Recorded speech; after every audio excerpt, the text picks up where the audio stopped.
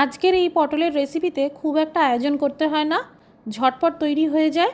সাদা ভাত পোলাও দিয়ে খেতে অপূর্ব লাগে। পটলের খোসা ছাড়িয়ে নিন, তবে একটু সামান্য খোসা রেখে দেবেন আর দুই দিক থেকে অল্প করে ছিঁড়ে দেবেন। একটি পাত্রে 2 চামচ আদা বাটার সাথে সামান্য জল মিশিয়ে নিন।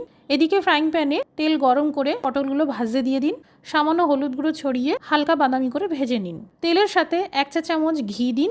ফোড়নে তেজপাতা, আস্ত জিরে দিন। এই জল মেশানো আদা বাটা দিয়ে দিন। এই সময় আরেকটি মশলা তৈরি করে নিন। একটি পাত্রে 2 চা চামচ ধনের গুঁড়ো, 2 চা চামচ জিরের গুঁড়ো, সামান্য হলুদ গুঁড়ো, সামান্য জল দিয়ে মিশিয়ে নিন আর আদা বাটার সাথে দিয়ে দিন।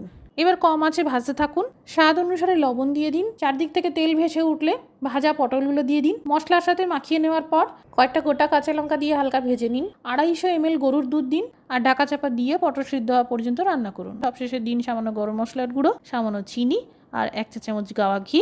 তৈরি হয়ে গেল দুধ পটল।